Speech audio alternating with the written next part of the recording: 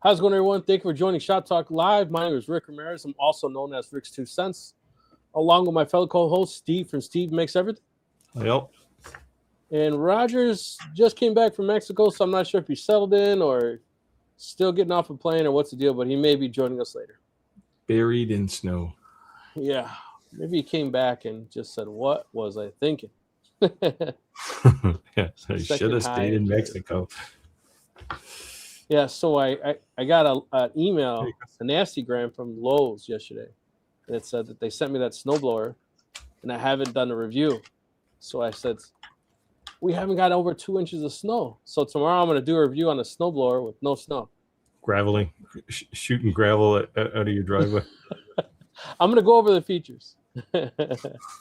And say I'll do a follow-up video when you can actually do it with the. Is it a snowblower like a handheld one, or is it a? Yes, the handheld one. It has like a tracks, like a tank. Yeah. I hate the. I would never recommend the track drive snowblower to anybody. So to me, the whole idea with that is that bad habits, right? So like you're used to muscling it has hydraulic steering. So as soon as you stop doing what you've always done, you just do this. That thing will spin on a dime, right? But you're just used to not doing that. There's a reason you don't use a bulldozer to shovel your driveway too, right? So my driveway's pretty long, so my driveway is 150 feet long and 3 cars wide. Yeah, so we're about the same. Yeah, so my paved driveway is about 150 feet long, and then my gravel driveway is probably half. Yeah, and the brutal thing here is there is always wind. Yeah, like not just a breeze, a wind. Yeah. Spectrum of Reality said, "How's it going, boys? How's it going? Hey. Hello. Let us know where you guys are checking in from." You know, we said that there's a lot of changes in the makerspace where the go-to app or the go-to how to get your feet wet, so to speak, because everyone kind of mutually agrees is Etsy, right? And the reason people say go to Etsy is because that you can have a phenomenal website if nobody knows you exist, right? That they're just not going to drive the traffic. Etsy takes a very large portion of your money with all the fees and everything else. So most people's object is to gain a customer and pull them off Etsy into their website and get a repeat customer off of it. And that's how you kind of get known. I mean, I have an Etsy store. I don't ever really sell too much on there for that reason, right? Because usually people will see something on there that I have as a listing and they'll go, I really like that, but I want this other thing. And then I say, well, I don't sell that on Etsy, so let's go offline. Right. I mean, Etsy, if you're just getting started, sure. Right. But your goal should not be to get on Etsy. Your goal should be to get off of Etsy. I agree, because the other problem is that even if you are extremely successful on Etsy, and I'm saying this not from experience in Etsy, but experience in eBay, and something goes south where you get your account banned, you just lost all your income. Yeah, it's your whole business, right? So I was doing tons of stickers with a 54-inch vinyl plotter. I mean, everything you can imagine, all kinds of signs, and maybe 30,000 items a month, right? Five people working for me full time. And then all of a sudden I started getting all these negative feedbacks, and the people were buying it and leaving me feedback before you even sent it out. So I told eBay, how can you leave me negative feedback saying poor quality or whatever? I haven't even sent it yet. They haven't received it to say it's negative. And eBay wouldn't make it right. So I got banned. I ended up setting up a new account. They tracked my IP address and said I was banned, shut me down. I got my IP address changed, set up a new account, and they figured out I was the same guy, did the same exact thing, and I got off eBay. So I'm not trying to discourage anyone, but I'm just saying lessons learned, right? So my problem was that was my livelihood, eBay. That was it.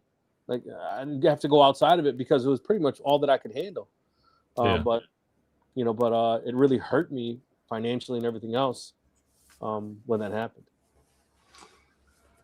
Yeah, I don't know. I don't sell on eBay, but yeah, just the way I do business, I don't really sell anywhere in volume, right? So like Etsy is good if you want to sell 1,000 of something a month.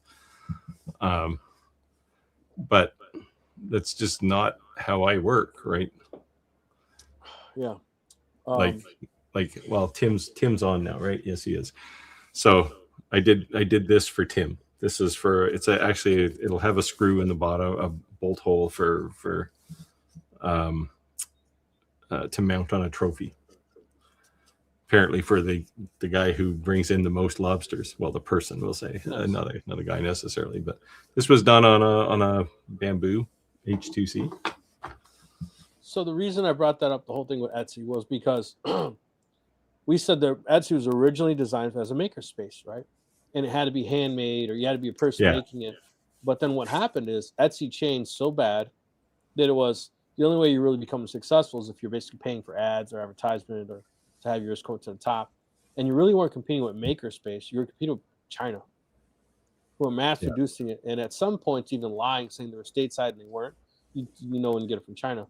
Yeah. But then Etsy kind of had a reform, was kicking a lot of those people off. So for the first time in Facebook Marketplace, which I do now sell a lot on, I'm seeing when I search for something that it literally says it's not Facebook Marketplace. They're kind of doing like Walmart does. You know, Walmart allow anyone to sell on it, but it allows you, it'll flat out say that they're, you know, not affiliated, whatever. So now when you're clicking on it, it's taking you straight to Alibaba, you know, to all these other Chinese websites, but they're being advertised directly into Facebook Marketplace. Yeah, it's, well, I mean, this is maybe one of the hazards of globalization, but I mean, it might in fact be handmade, but you know, a million people making the same thing. Yeah. For one company. Yeah. So before we were online, I laughed at Steve because he said he broke down one day and he made the lizard or the little toy. So I made my first. The print in place. Yes, and these are for Ricky's Valentine's Day party. He's going to give them away to all the kids in his class. So Steve said that I'm going to regret it because now the kids are going to know that he can make them and they're going to want more. You're now a slave to 5-year-olds. Yeah. So thanks to Roger, when I was asking what does he really think of sunlu, he used a lot of sunlu. I ended up buying some sunlu. This is that roll that's like all the different colors mixed. Yeah. So it's kind of cool how it does that two-tone feature on it. Yeah, I've been talking to Sunlu actually this week, in fact. Nice. They're suggesting we do a partnership of some sort because I use a pile of Sunlu filament, way more than I use bamboo filament actually. So I like bamboo filament, the fact that I can just set it and forget it. Just Sunlu's the same. But same settings. But I can't say that I favor something I can't buy. You can't have something you can't buy, right? Right. And bamboo's just always sold out. I mean, like, and I order a lot at a time, but they're just always sold out. And I'll be honest, I'm Amazon spoiled now. I can go order Creality or Sunlu and have it the next day by 4:00. So that also means I don't need extra inventory in stock because I have to kind of barricade my back area with stock. Well, the reason I got talking to Sunlu, or Sunlu started talking to me, was because I sent them a bit of a nasty gram because I use this matte gray PLA filament and I use a ton of it. And I went to the Amazon store and it wasn't there. Like they had orange and red and black and white, all the typical colors, but no gray. So I sent them a nasty gram and said, like, what the hell? Why have you stopped making gray? Like I use this all the time. Right. But I used my YouTube email address and I guess they kind of looked me up and went, oh, okay. So what they did was they ran out of it. So it was out of stock, but rather than just have the listing there with nothing in it, they just took the listing away. And it's like, well, how am I supposed to know that it's out of stock? Right. It's gone as far as I can tell. So anyway, it got resolved, but that's cool. Who knows? So maybe I'll do something with Sunlu because I like their filament. It's like, it's cheaper. It's a couple dollars a spool cheaper than bamboo, and I actually like a lot of it better. Now they don't have nearly as many colors, but yeah, I have nothing negative to say, but I'm only one roll in. So I'm like 40 rolls into Bamboo Labs and like 15 rolls into Crealities. Crealities, I think, print just as good as Bamboo. My only thing about Creality is once in a while it gets tangled or the end has a hard pinch. When you're setting up multiple colors where you roll from one to the other, they'll get stuck. That's it. But as far as like print quality, and the only thing that sucks is when you have a print that's like really long and it's in the middle of the night. I've actually switched my rolls. Like instead of having like the roll that's like almost out, it's gonna go to a new roll. I switched them because I don't want it to run out while I'm sleeping, and then I know it's Creality, and it might. I wake up to the red flashing light, and it should have been done, but it stopped. 3 hours into my sleep. Yeah, that's always the dread. Yeah. I don't use Creality's filament very often. Yeah, I bought it because honestly it was Amazon Prime, and I thought if it sucked I'd send it back and I'd have no problems. Yeah. No, I think it's probably fine. Yeah. I mean, there's some really, any of the no-name type filaments, you have to be cautious of some of those, but yeah. So David said hello from South Milwaukee. Hello. Welcome back, David. Good evening from Chicago. Jim, did you get your circular image put on the bottom of your martini glasses?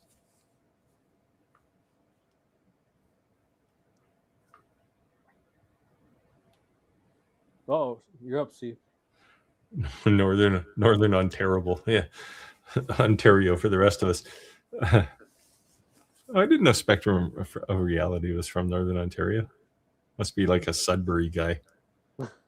or no, he's from Saskatchewan, I think he said.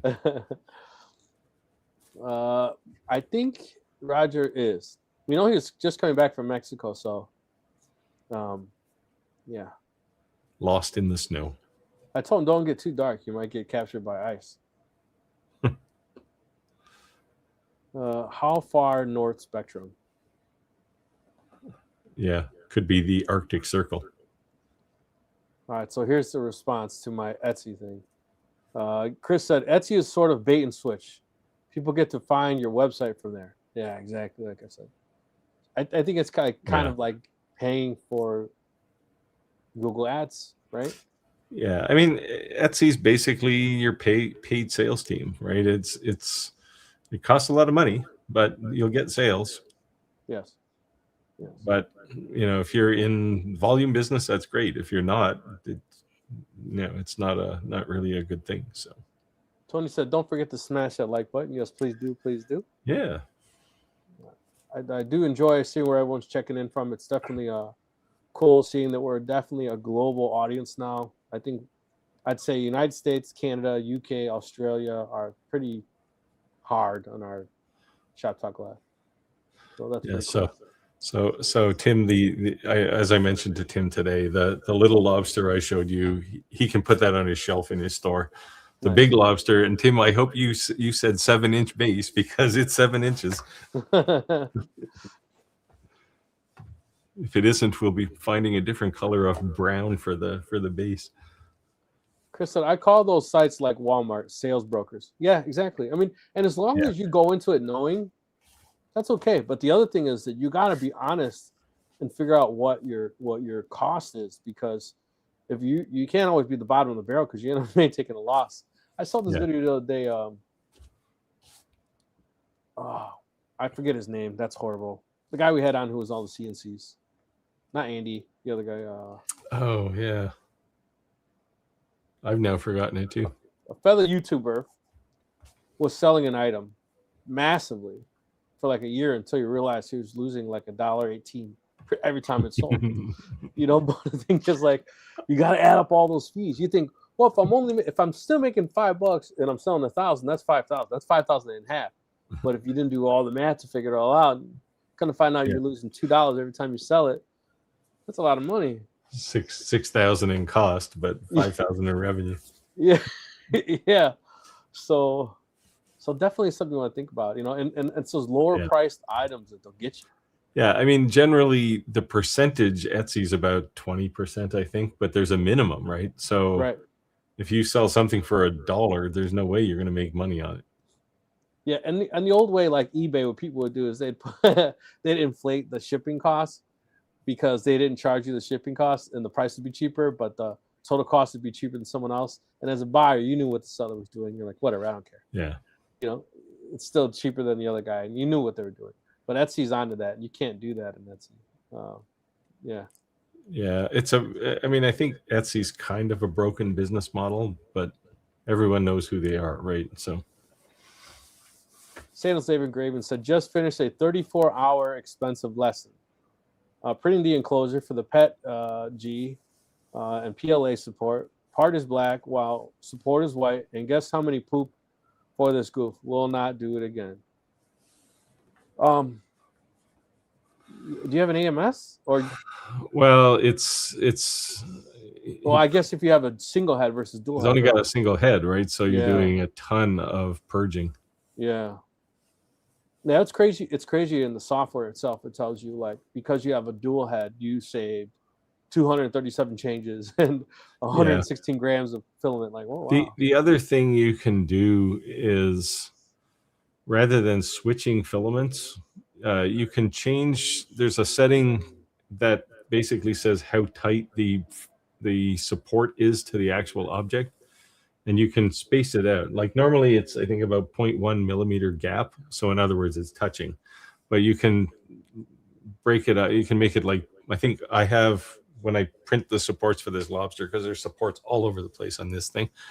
I think I have the gap set to like 0.3 millimeters. And even though it's PLA supports, they just fall off. Yeah. But they're still there to support, right? So you've been talking about. You can try that too. You've been talking about fails lately. My son wanted to print this for my wife for Valentine's Day. Yeah, nice. Right, but every time I printed it, you see the fingers. Yeah, the support marks there. Well, they're supposed to be round. They were flat. Yeah. Every time, no matter how many. It would never keep doing that. So we're gonna sand it a little. Yeah, but that's the mark there is from a support, right? No, it literally, like, the support didn't hold it, and the round part that was supposed to be the finger just fell down. It wasn't staying up. You can change the density, like you're using tree supports. I tried tree supports and I tried those bars. I tried both. Yeah, bars wouldn't be good. But if you're using tree supports, you can change the density of the tree support. So when it gets up to the finger, you can just have like lots of little tree branches. Okay. That might help. I have to check. I don't remember the setting though, but you can, because by default, if you're using default trees, it finds a balance, right? Right. And that balance, especially on a curved surface, it won't be good. I mean, this thing is huge. It took 3 days. Yeah. I printed it 3 times. And I was like, okay. Yeah. It's like life size. Look at my hand. You probably should have removed those 3 black lines off the back of the gloves, because that looks an awful lot like Mickey Mouse's hands. It's a gift from my wife. It's not Disney's going to sue you. That's fine. Chris said Sunlu actually makes bamboo filaments. Yeah. But I can tell you they're not the same. Yeah, they may be made in the same factory, but doesn't mean that they're the same. Different blend or something. Yeah. I showed it last week. The gray on the outside of the boxes that I was printing, the multi-board boxes, the stripy stuff was bamboo filament. But I could show you, if it wasn't all mounted together, I could show you a Sunlu gray, and it is perfect. There's no ripples in it. Like there was even kind of ringing on the bamboo filament that's not there when I print it with Sunlu. Jack said, so I don't know. I mean, I know they're made in the same company, but what are we talking about, Willis? Who remembers that? What are we talking about, Willis? Well, I'm old enough to remember that. Are you? Yeah, I watched it. Chris said Sunlu makes so much better filament for different companies like Igloo. Yeah, they make. Yeah, I mean, they're one of the biggest filament manufacturers on the planet. So, but that doesn't mean they're all the same. Spectrum Reality said close close. No, I am close to Sudbury. Yeah. Mining about an town. hour and a half away. Oh, that's not too bad. An hour and a half. Timmins, North Bay, somewhere in there. The Canadians. Where do I get Sun Lu from? Tony's asking. I buy it on Amazon. It's here the next day. Yes. So people are surprised that Amazon's in Canada. Yeah. I think. You can buy it from their store too, and I think they actually ship out of Amazon when they can. Well, that's cool. That's smart. Kevin said, I just worked for 2 weeks in Montreal. Snowed every day. Lots of potholes that swallowed cars. Yeah, that's pretty much describes that city right now. Chicago, there was a guy, because the city is like horrible potholes. I'm talking like boom, like you oh god, like that, like you just like, I know I ruined my rib. That's how bad it is, right? Guy was going around pink spray paint and just drawing dicks around the potholes. And they wanted people to turn them in. Well, guess what the city was doing when there's making the news? There's big giant penises drawn in the middle of the streets. They're fixing them. And they're showing these gigantic potholes. Yeah. It's good advertising. Viral marketing. Yeah. So, they got them fixed. Good evening from Nebraska. Hello, hello. If anyone has any questions, let us know. I've been working on the alien cell laser review. Nice. I kind of got stuck though. Lightburn is driving me crazy lately. There's bugs in Lightburn, and I hit them all the time. But I'll sort it out. Speaking of bugs, the one bug I've been noticing in Bamboo software is only when you have a non-Bamboo filament put inside of it, and you take it out, and you go to put a new one in. It won't let me edit what's in it. I have to turn the machine off a little bit and turn it back on. No, you shouldn't have to do that. Yeah. So when you put it in, it does a kind of a load unload operation, and then it does it. It'll come back and it'll say what was in it before. And I'm like, edit. I want to edit and say something else. That sounds like maybe there's an issue with your AMS. I don't know. Yeah, but if I turn it off, 2 seconds, maybe like 30 seconds, turn it back on, everything's fine. Oh, I've never seen that. The one I've seen more than once. The bug I've seen that kind of bothers me is, well, there's two of them. If you have more than one Bamboo printer, if you're using the app, the desktop app or the mobile app, just to monitor, it doesn't always bring up the camera. You have to kind of flip to some other page and then come back to the camera.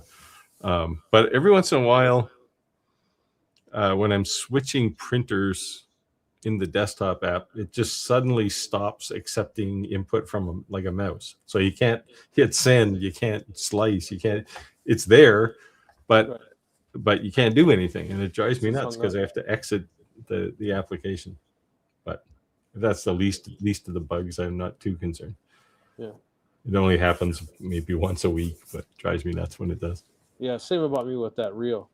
But like I said, if I'm using Bamboo Lab to Bamboo Lab, it never happens. It's only when I'm using a different brand. Yeah. It's not reading the RFID. Save your RFIDs from empty spools. And just reuse them? Yeah, I've been meaning to... I should have brought them, actually. The little things that plug into the ends of the sides of the spools. And you can put the RFID tag in it. And then you can put it into a Sun Lu spool or any other spool, and it makes it believe it's a Bamboo spool. The only problem though is you'd have to pay attention to what color it was, right? Because it doesn't say on this. No, but if you put it on a spool and run it into the AMS, it'll tell you what it is. Oh, that's true. That's true. But so what I do is I have these things and I print the label for the thing that goes into the spool. I print it in the color of that filament. Oh, okay. And then matte or basic or sparkle, whatever, right? Just so I can come close to it. Nice. JTC said, No, I have not been able to get his logo to work in Lightburn. I'm waiting to talk to a graphic designer. What kind of problem are you having? He's got an image that it's an SVG file, but the text in it is not actually text. It's converted to vector graphics. Let me know what that graphic artist is going to charge you, Jim. If it's outrageous, I'll find some time to do it for you. It's only like a 10-minute job. Okay. But I'd need the font. Jack in the Shop says people make the mistake of thinking lowering their price will get more sales. Yeah, this is the trap that I see people in on Etsy.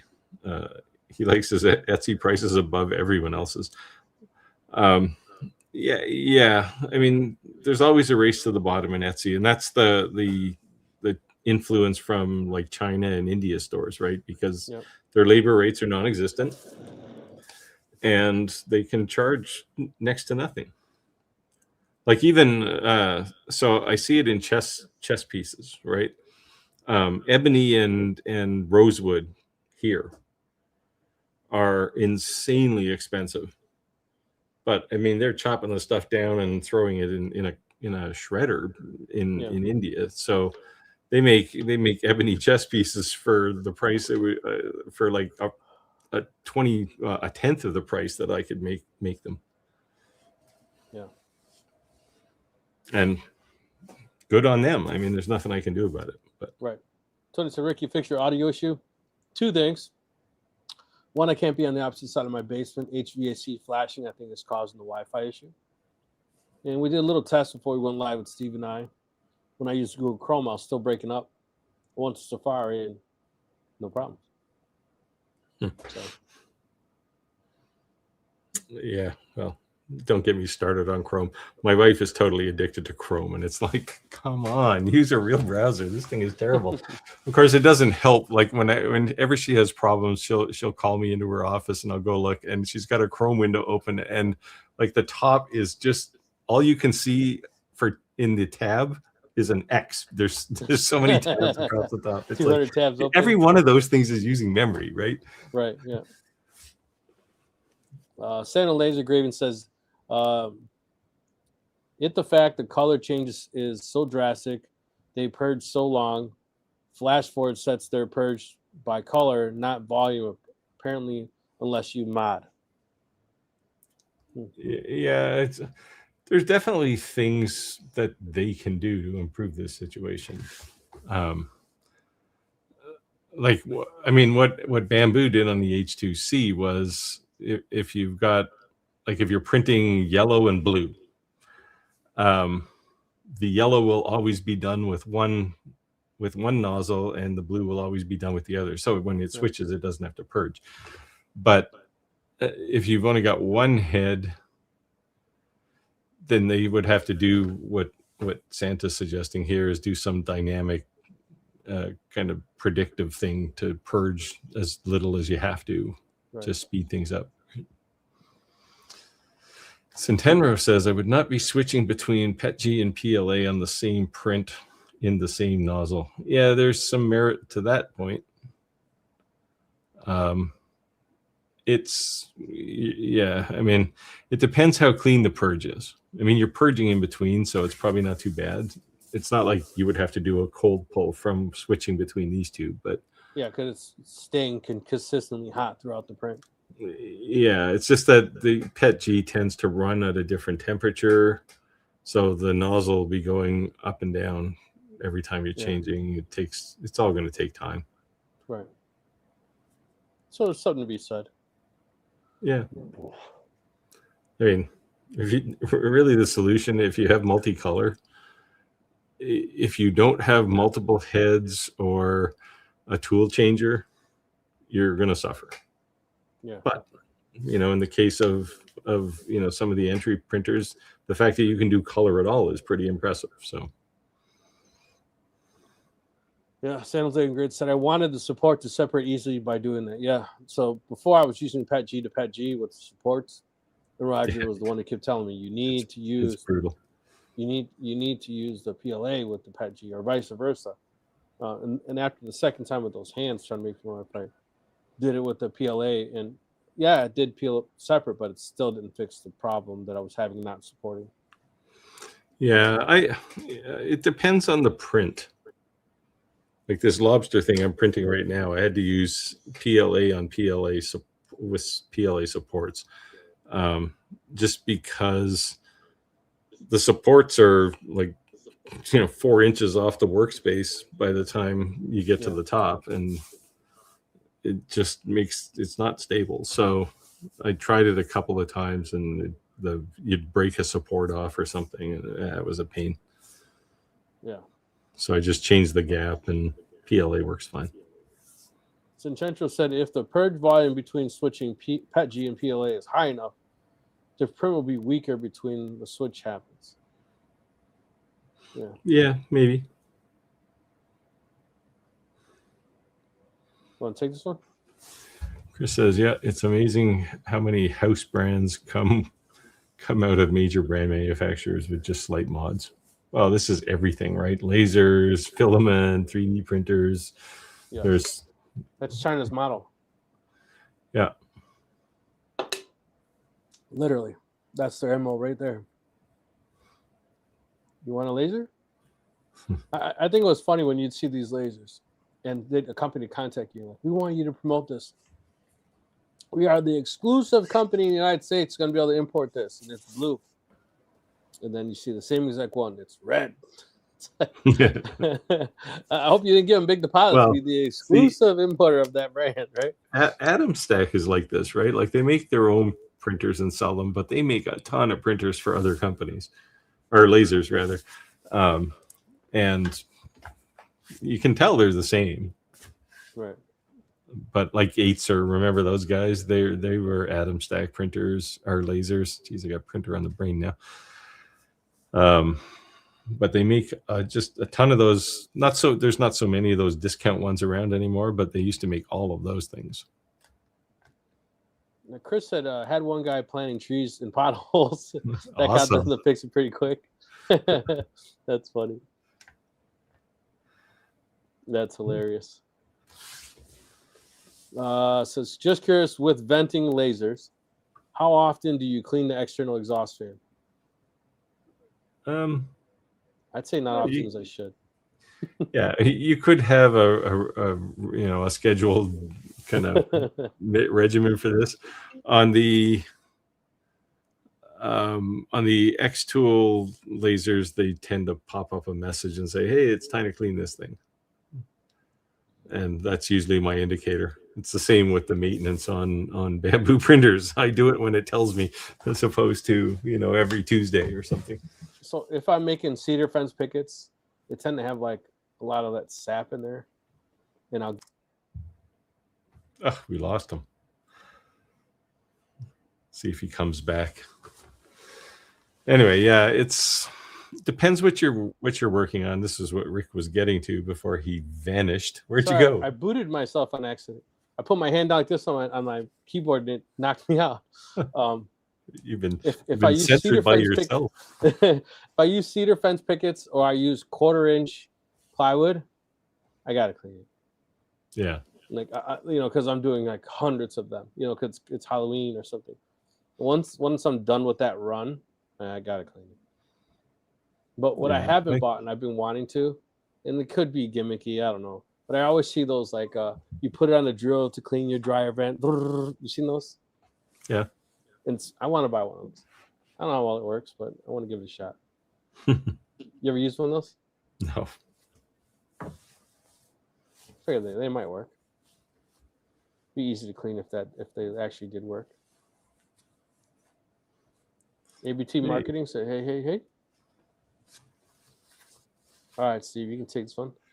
Jack in the shop again.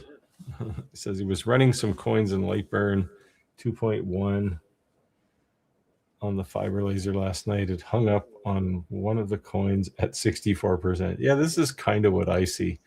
It just stopped and had to restart Lightburn. Yeah, I don't know what's going on with the Lightburn guys. Like their software just seems, every version of it seems to be getting more and more unstable. So this is I'm notoriously bad for this. I never restart my computer.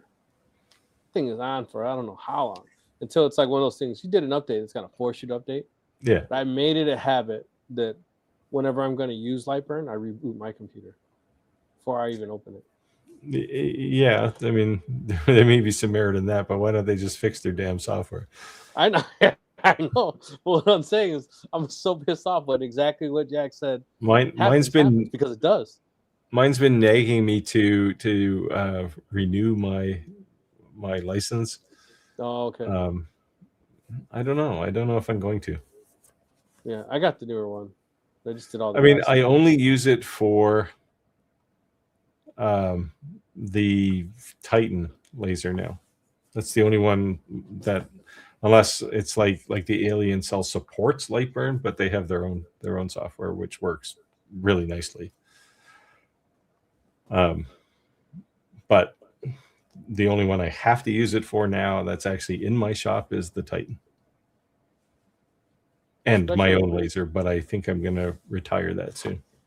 Spectrum Reality said that would highly depend on your setup and how much you use it and what you're using it for, man. I guess I'm keeping an eye on cleaning as well. Yeah, and that's why I said those two different materials that I use, it's almost like once I'm done with the job, I clean it. Other than that, like, I don't do it that often. I probably should. Yeah, X-Tool on the P2 and P3 lasers, they monitor the flow in the exhaust. And if it starts to slow down, they tell you to clean the filters. There's a couple of screens in the front of the laser, and you can just clean them off. Chris said, I run my exhaust fan outside room 24/7 because I keep forgetting to turn it on. Oh. Yeah, I don't run it 24/7. But you know what? I did buy one of those things to Canada, hydrophonic setups. Yeah. And it's like a beast. Like, you're gonna grow some weed in your basement too? No, but it's so strong, and you can hardly hear it. Like, yeah, you can hardly hear it. Yeah, I have a 6-inch one. That's what I have. Yeah, it's very quiet. Yeah, yeah. You the only time you really hear it, so it's first spooling up, right? You hear the woo, and then once it's like at full RPMs, it almost is like silent. It's really balanced really well. Yeah, it's just a little hum. Yeah. Jack in the shop says, if you do painting on canvas laser, you should clean it often. Now, I've been guilty of this on the one of my lasers. It has an enclosure, and when I had to rattle can something, it's freezing cold like right now. I've spray painted inside there and let it suck it out the exhaust outside. Just something small. On a you know, there's optics inside that box, right?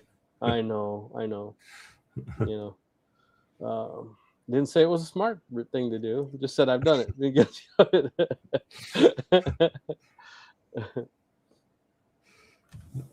Santa says, Kevin, if you're running wood, I would clean it more often. Yeah, because it's got kind of an ash in the exhaust. I've been running for 2 months solid. I will clean it regardless of what the material is.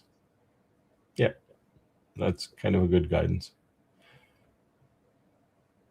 And Spectrum. Generally, I clean everything about every 2 weeks. Man,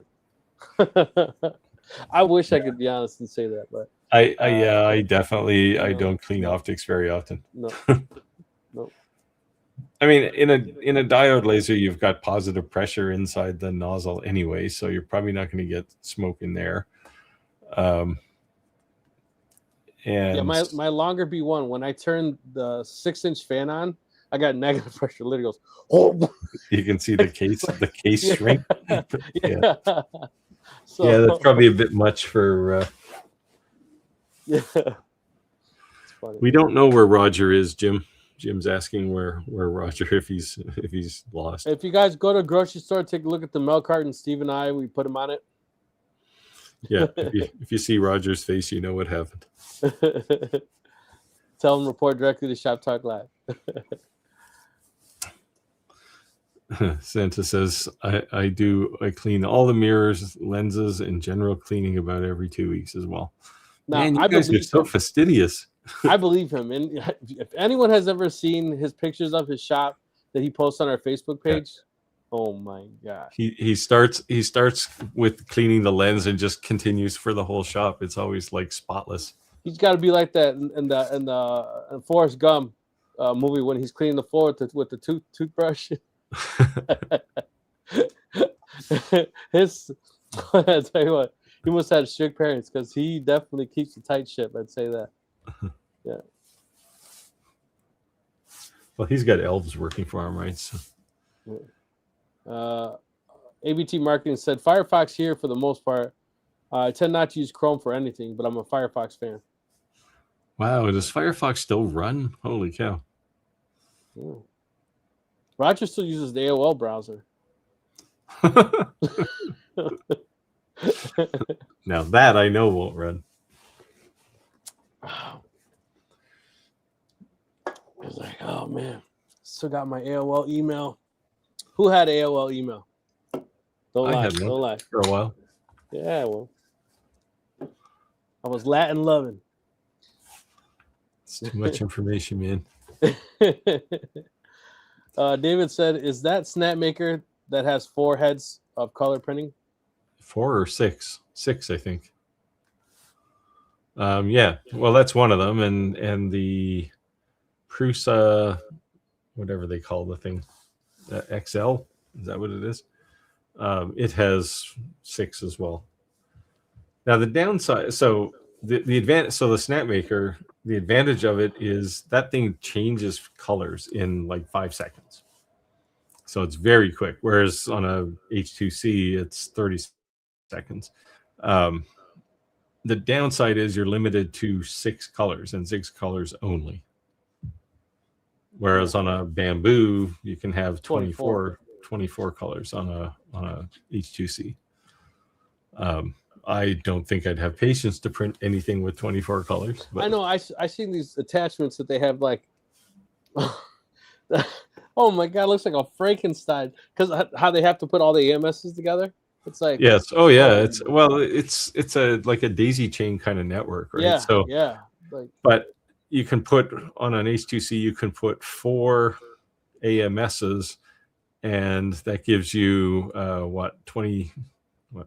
16, and then to get the rest of them you can use the HF whatever it is, the single, so you got a whole row of those things, right?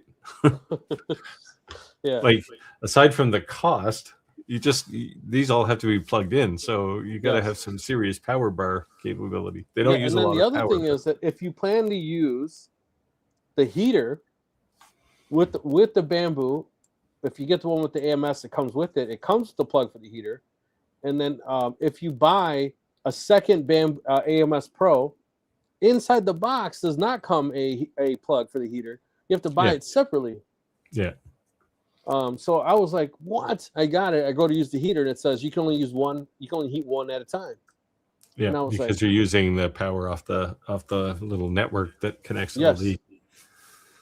So I didn't complain. I just went and bought another one, but I wish it almost prompted you like, you should buy this, or many people buy this. Well, they do sell them in their store. They're about $24, but it's a 24 amp, 3.5 amp or 5 amp supply adapter. You can buy them for. I bought my extra ones on Amazon for I don't know. I think $10 a piece or something. They were pretty cheap. Yeah, I just bought theirs. I don't want to deal with the issue. Your video is frozen, man. Is it? Oh yeah, and of course you know what kind of pose you're in. He said Rick got rolled. Yeah, well he's not rolling now. That's the problem.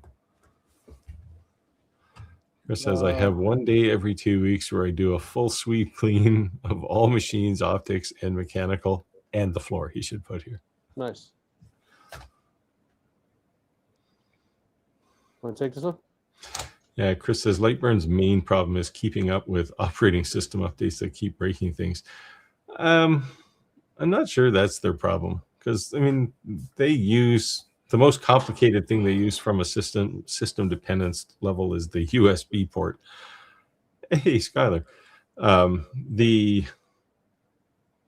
don't think they're testing stuff anymore. I don't know if they lost a bunch of people but they seem to wait for people in the field to find their problems. So we were talking congratulations on the big milestone there, yeah. Skylar. Skylar had 700,000 views. 7 million views. Oh, 7 million views. Yeah, nice. Yeah. Yeah, nice one. We were talking about Etsy, racing to the bottom, copycats. Skylar is very successful on Etsy, but I think the difference is that anyone could see your 3D printed file on Etsy and go find it and print it if you didn't create it. Same thing, with a CNC, those type of things. But if you're hand making something with your 2 hands, I'm not saying they can't try to make it, but it's not going to be the same. Yeah, well, it's not going to be identical. They wouldn't find my 3D files on Etsy because I design everything I put on Etsy as opposed to, cloning something. Right. So they're actually clamping down on selling 3D printer models that are, come from other places. They have to be your own. Yeah. Tim says, any update on if CommMarker will include any other of their equipment in their new software? No, I don't think they plan on ever including anything in there. See, they're the CommMarker Studio that they use for the Omni X. They didn't write that. That's actually provided by JPT, whoever provides the UV module for them. And there are other companies that sell UV lasers that have exactly the same software. It's just branded differently. Skylar said, I'm waiting for CNC videos, Rick. I know. I'm sorry. I've been busy trying to make some money. to pay for all those CNCs. Exactly. I've been busy. But I put a 2026 plan together. So I'm going to do at least 5 shorts per week and at least 1 full video per week. That's the goal. So, and that's as of this Saturday. I set a goal in 2026 to do at least 1 long form video a week, and so far I've done 2 for the year. So I gave myself January off, so February. Well, I did 2 for the most part. Yeah, I was burned out from last year. San Jose Great said shrimp and salad, shrimp stew. He's doing the two. Oh, nice that he's cleaning his floor with a toothbrush. It's all the different ways you can have shrimp. Yeah. Well, you're up, Steve. Tim says, Steve ordered the airweight vacuum pads today. Yeah, hopefully the days of clamping will be over. Yeah, I'll be interested to hear how those work. I've been looking at those because I hate the fact that you have to clamp anything on a CNC. I think so. These are basically like a mat that goes on your CNC. I think it's awesome. I just think I'd be the idiot who ruined it. Oh, that sucks. How much did that cost you to get me one? Yeah. Well, no. Well, sure. Yes. I guess that could happen. That's the only thing. I wouldn't complain about the product. It'd be my stupid mistake who did it, Yeah, I was actually thinking of designing an air table, but it's a lot of work, and if you can buy something, like these things that Tim bought here, the airweight it's not ones. Cheap though. I mean it saves so much time, right? So yeah.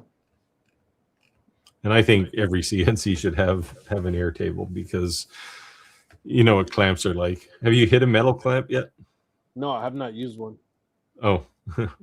I've been using that double-sided sticky tape, and then masking tape, the blue masking tape with CA glue. Yeah. And then I was also air nailing down a board where it didn't need to be, just to kind of wedge it in place, like on the bottom. Yeah.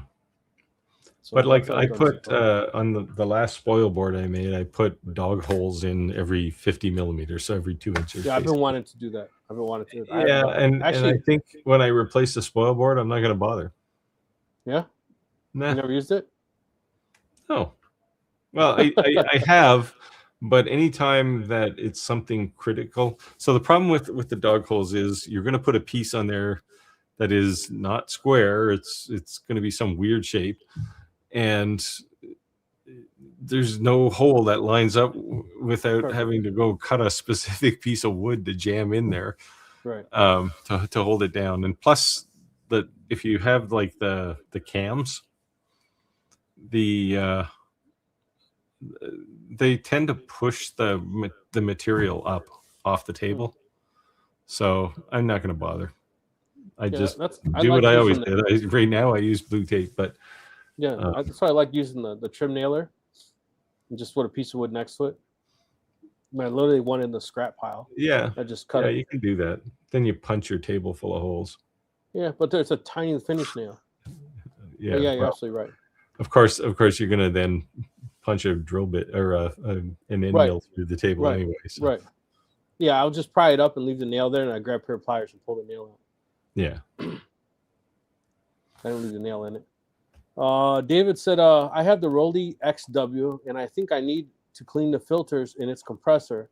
I hate to just start unscrewing things. Any hints on how to get those filters? No. And I'd be wondering if the compressor isn't like full of oil. I wonder if you can just blow it out with air. Yeah, blow it out from the output. Yes. Blow it out through the input. Yes. Maybe. I try that first. I didn't even realize there were filters in those compressors. I would try blowing it with air. Get another compressor and blow it out with air. Right, Dewey said bubblegum. Bubblegum. Skylar said she cleans her laser every 6 to 8 weeks. I like Skylar's. I'm with Skylar. I can commit to that. See, that's still a little frequent for my schedule. Is that? I mean, I don't use my big laser all that much anymore, but the P2 just tells me when it needs to be cleaned, so that's when I clean it. Chris said I have a drawer full of power bricks of different ratings from old equipment. You know, and I have I almost said in Spanish. I have like an old Rubbermaid, same kind of thing, but I just didn't want my luck. I'd buy some cheap Amazon thing and it'd fry the AMS Pro, and then it'd be like, you didn't use our power supply. So that deep in it, just whatever. So while I was, and I'll show this since I did actually 3D print the entire thing. It's finished now. This thing uses a 9-volt power adapter. So I bought one on Amazon, and I thought before I put all the chips in the board, I'll try it out.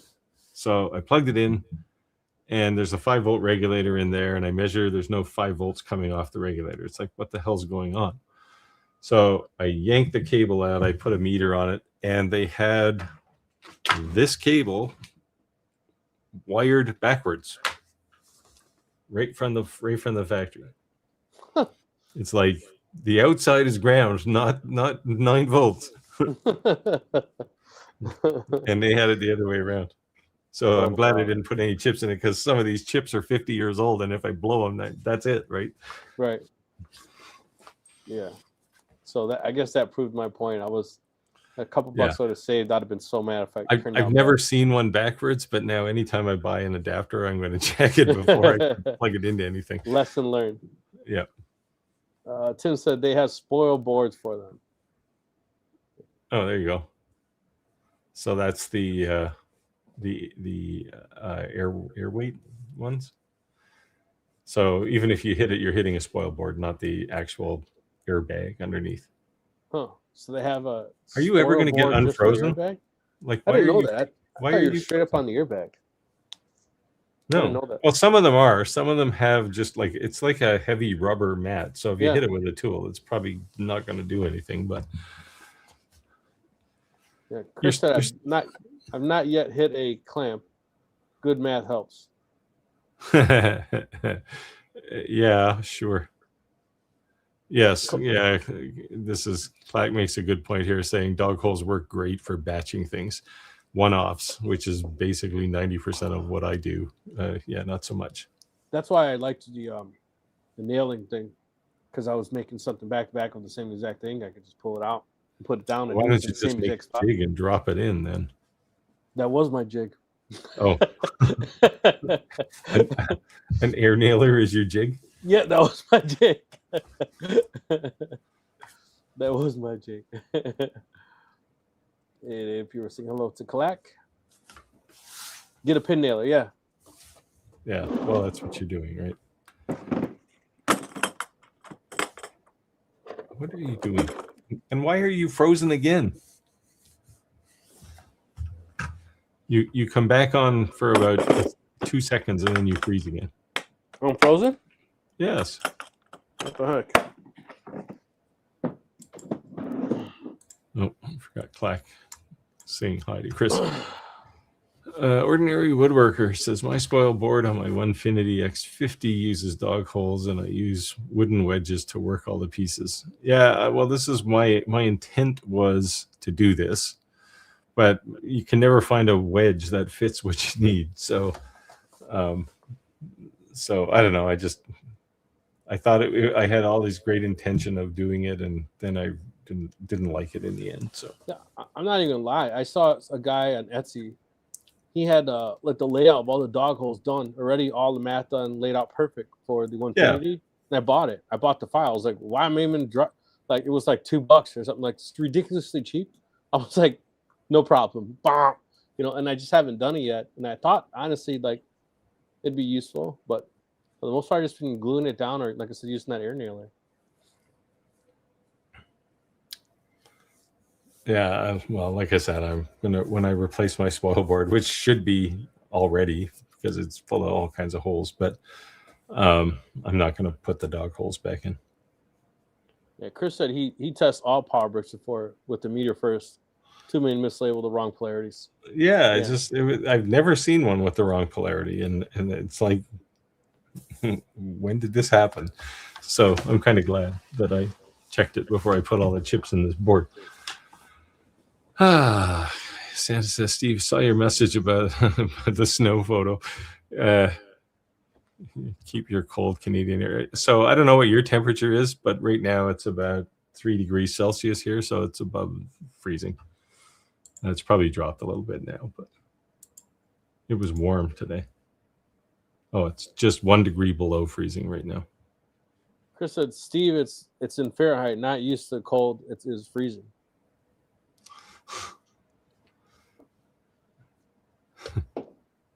It's cold. It's definitely cold, man. I feel. Yeah, see, that's what I don't miss about living in the middle part of the continent. It's just so damn cold. Yeah. I mean, I like the fact that the Gulf Stream is like 75 miles. Well, actually, it's that way off the coast. And every time the wind blows off the ocean, it's warm. So, you know, I know somebody with a decent sized boat. And I asked him, you ever take it to Canada? Because he docks it on Lake Michigan. And he says, hell no, dude. It's sink. Now, this boat is like big. And I'm like, what do you mean? And I Googled it.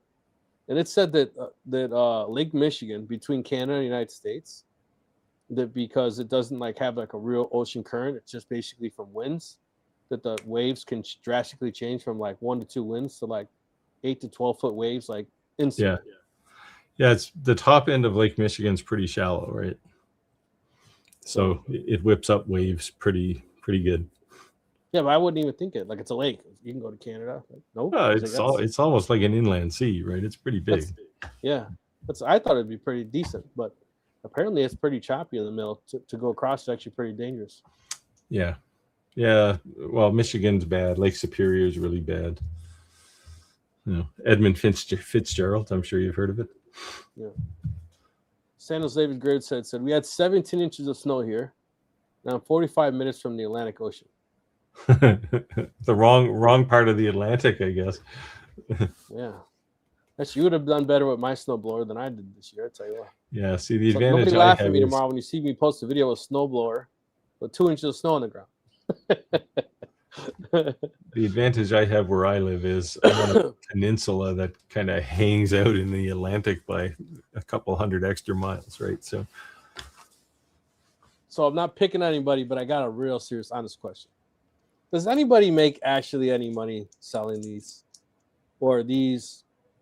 We don't know what it is because you're frozen. Oh, there you are. Yeah, or anything like these little toys. Those things are crazy popular. I mean, you're on the trailing edge of the fad now, but they were Roger's daughter sells them at markets. Roger prints them and she sells them. Yeah, but when you go to these markets, you see them for like $3 for $5, and you're like, $3 for $5. Well, that's because we're at the trailing edge now, right? And everybody knows how to make them. So yeah. So there's boxes full of them at craft markets. Yeah, literally. You know, I was almost thinking is you'd almost be better off to put like 5 of them out and put a box behind the counter.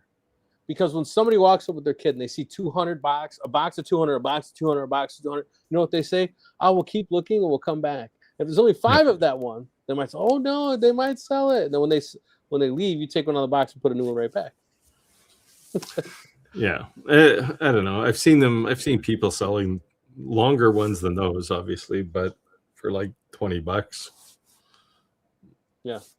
But those ones there, you should be able to get, anywhere 5 to 10 for them, probably. So realistically, is anyone selling any of these? Are you actually making any money off these? Yeah. The challenge. So I made these for Ricky for his Valentine's Day giveaway for his party. And I mean, that's a good use of them, right? The challenge at craft markets, especially now, is there are so many people with laser engravers, laser cutters, 3D printed stuff. Like everybody's got it. And, at some point, people will just stop selling things because they'll find that equilibrium. And Tim says, careful, we remember fidget spinners. Yeah. I used to have one on my desk here somewhere, but it's gone. Chris said $3 for $5 is probably stock clearance. Too many people are able to make and sell these now. Yeah. Yeah, the fidget spinners, they had like a 608 bearing in the middle of them, and you could put your finger in it and spin the things. Yeah. Those things were, again, it's probably 15 years ago now, they were popular, but everybody had those too. That was the first fad of 3D printing. Gotta love the bee backers. Not sure what that means. What's that? What's bee backers? I don't know. Bee backers. What's bee backers? Is this a bee backer? I don't know. I like the sunroof filament that's all the different colors, because then even though it's the same exact roll, they all came out different colors. That's kind of cool. Yeah, well, if you're printing those print in place things, you definitely have to use gradient color filament. Yeah, oh, that's cool. But yeah, so I'm curious. Let me know, and I'm not poking the beehive. I'm really curious. Could you actually make money selling those?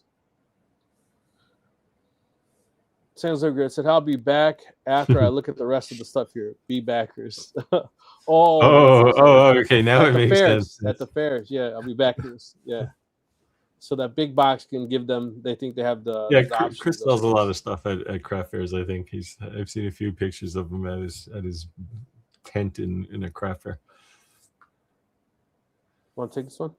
But Zenteno says, I want one buyer to give me $100 rather than 100 buyers to give me $1. Yeah, see, this is my mantra, right? You work hard for one customer, and then you relax until the next customer comes along, and you make the same as somebody who's trying to do volume sales at a market.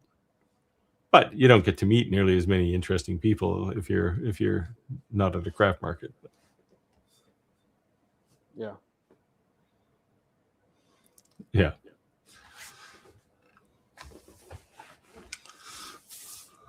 Yeah, Clark said, I think he's referred to people at the event saying, we'll be back. Yeah, that's exactly what he meant. But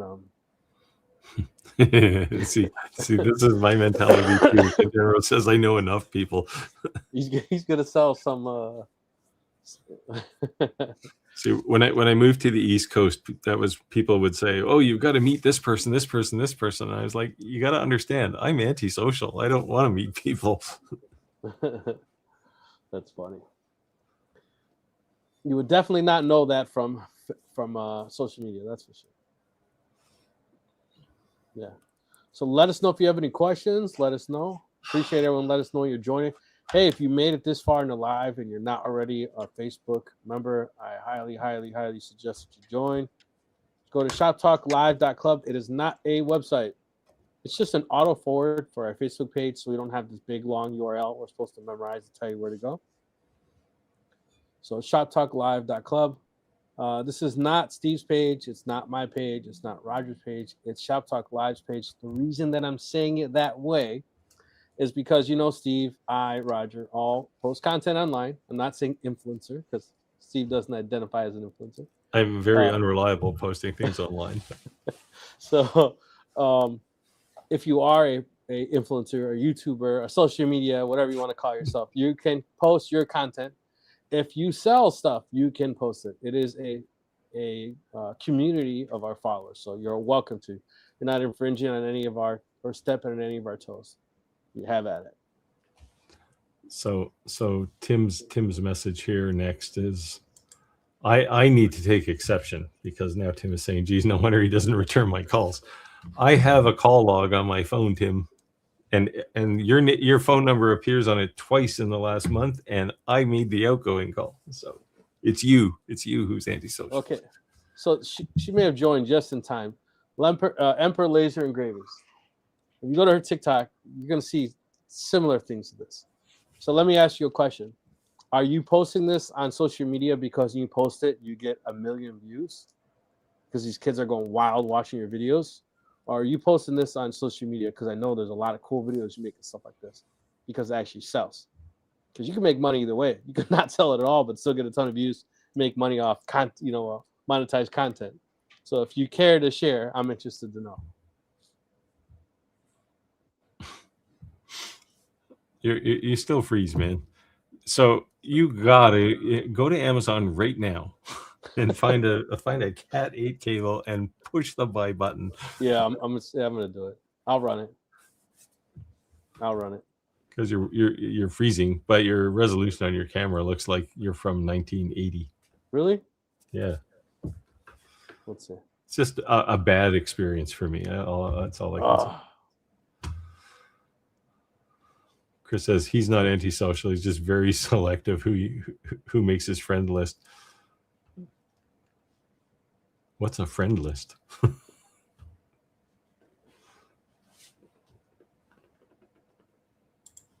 Did we lose you completely now, Rick? Or are you crying because I said you ruined my experience? I was looking at the settings of my resolution to see it's set to. It's set to 720, not 1080p. Oh. I'm sorry. Has anyone tried calling Roger yet? He might be kidnapped. Hey, how come 720 is the highest resolution we can go? What? I tried switching, and that's all it said. Yeah. I didn't see a 1080p. Did you not pay the bill?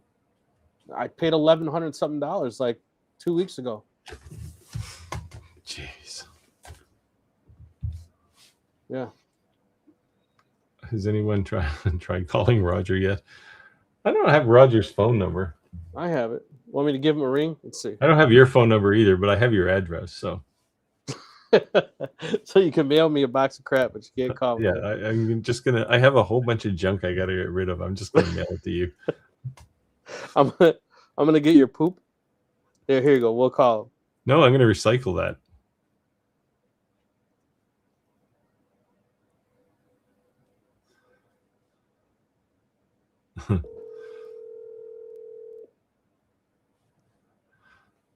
Yes, Tim says he's going to start a GoFundMe page for your Cat 8 cable, all $8 of it. Hello? Hello? Hey, Roger, are you there? Does ICE got you, Roger?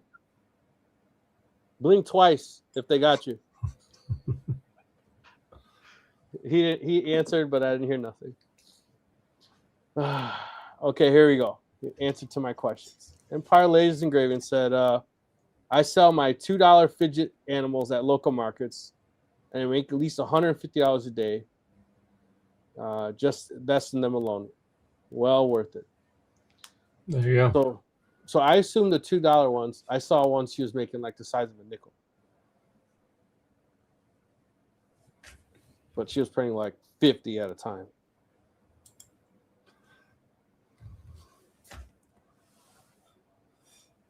Santa says he's been having fun with some lithophanes.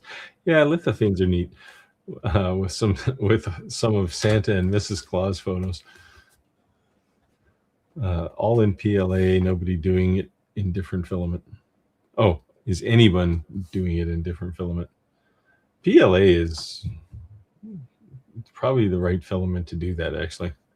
Yeah. It's cheap and it's pretty rigid, so I mean, Yeah, it's going to be PLA or PETG, and I've never used PETG for a lithophane. I was surprised. I was surprised how cheap the Sunluz bulk packs were, like the 4-packs. Yeah. Of the primary colors, like black, blue, red, white. You know, how cheap they were compared to Bamboo Labs. I was like, man. So I bought a 4-pack of black, 4-pack of white. So. Yeah. They aren't matte though, right? They're just regular filament. Yes. Yeah. Sorry, I like printing in matte. It just the output looks nicer. Redu said maybe the Mexican version of ICE has him in detention center.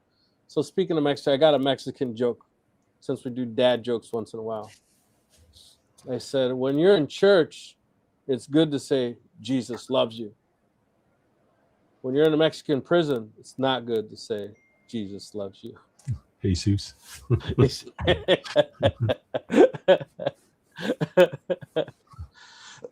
Dad joke.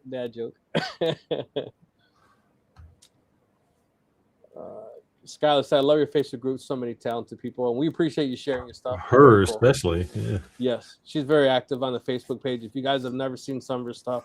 I have to say, Skylar, as a Canadian, I like the maple leaf sign that you made, the plaque. Hint, hint, nudge, nudge. Oh, no, don't send it to me. I actually don't like maple leaves because they fall on my lawn in the fall, and it takes me 3 hours to clean them up. Ted said, currently, Crowley supposedly has a film. Oh, well, actually, I'll let you take this, Steve. Centero says, Creality supposedly has a filament recycler on the way. I have one on my desk. Can you say anything about it yet or no? No, that's all I can say. I have one. That's all, folks. And it works. I can say that. All right. Andrew says, Steve, any extra Cat 8 cable send to Rick. He can buy his own damn cable on Amazon. I'll run some cable this weekend. I already had the rings all ran in my basement. Yeah. Like if you've already got fiber running in your house, just get a fiber to USB adapter. Like it's like 10 gigabit right to your computer. That's what I have a fiber input on my computer, but yeah. It's just weird. Step up, step down, step up, step down. I could use an SFP, I guess, to do that, but yeah. Yeah, it's no step down. Well, you're going to 10 gigabit USB. But. Tony said you can't keep money if you keep freezing. Am I freezing that much? Is that often? Yes. Oh, all right. You're frozen right now, in fact. Can't you feel it? No. All right. This weekend, that's the plan. I will run the cable, I promise. I thought I had the issue fixed with moving and using a different browser. You don't. It's the short answer. After careful consideration, you don't. Hate to let you down, but no. Yes, Clack has the correct response here. You're at 0.05 frames per second. You're at glacial speed. It's weird. because my speed is like rocking, so I don't know what the issue is. Well, you're just gonna have to break down and buy a new computer. I want the new MacBook Pro, man. It's just so expensive. Way too much money. You just can't afford it right now. It's like buying a car. Few can. But they're like, it's a pretty expensive. Yeah, when I got my new iPhone, they're like, "Hey, do you want the new Mac?" I'm like, "No." They're like, "Well, you have the warranty. It covers up to 5 devices. You have a watch, your phone, and earpods. You can add another laptop. It's only $375 a month." And I was like, "What?" They're like, "Oh, you have like the Pro Extreme, like the biggest hard drive, the most RAM." No, that's like it was like double. I was like, "Oh no." So it's $375 a month for like the rest of your life, the next 20 years. But they're like, "Well, it's interest free." I'm like, "Oh God." But yeah, that's comforting. Yeah. Yeah. Chris is trying to disagree with Clack, saying he doesn't believe it's as high. Let me drop and rejoin and see if it makes any difference. I'll be right back.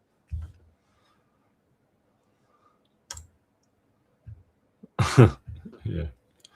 Clack is saying it was just a guess. I'd say it's probably an aggressive guess, Clack, because I think he's probably closer to 0 frames per second.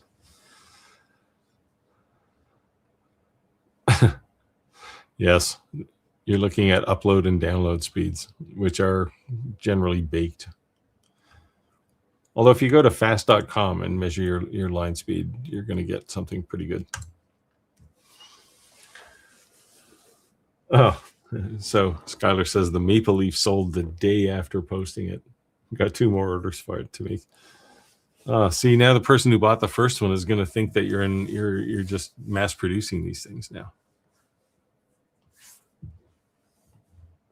Where's Rick gone? So now's the time to ask a question. That since Rick's not here, you can ask questions about Rick. I'll make up an answer.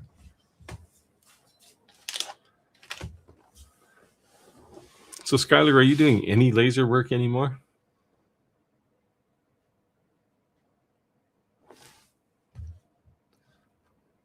Jeez, we must have lost him.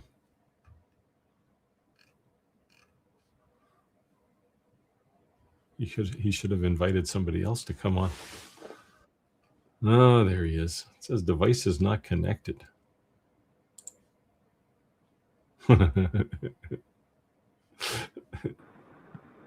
It won't let me add 1080p. It only let me do 720. Yeah, I don't know. Maybe they're having some bandwidth issues on StreamYard. I'm going to send them a message saying, "What the heck, man?" And now your audio's messed up. Thank you, Steve. You're just a train wreck tonight, man. But your video's clearer. Rick must be in Rogerland.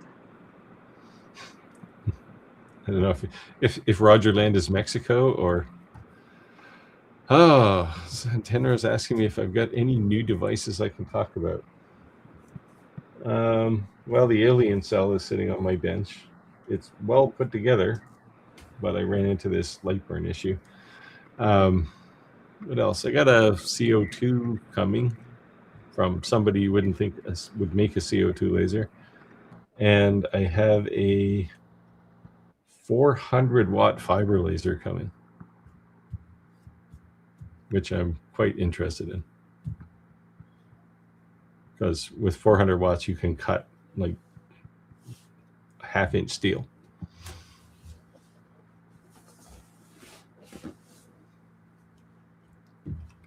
But I want to get to some project work. So it's killing me. Why do you have that frowny face, Rick? What'd you say? I said, why do you have a frowny face? I was trying to mess with the settings, and all of a sudden I lost you. I couldn't hear you, so I had to go back. Couldn't figure out why I couldn't hear anything.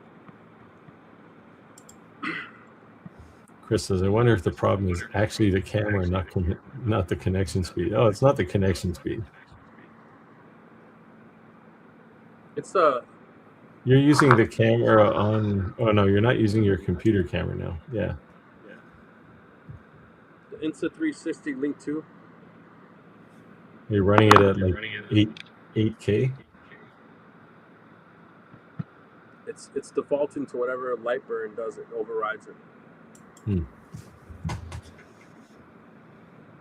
Yeah. As Tim says, your video is great now, but Now my audio's low. Your audio is messed up now. Yeah. All right, hold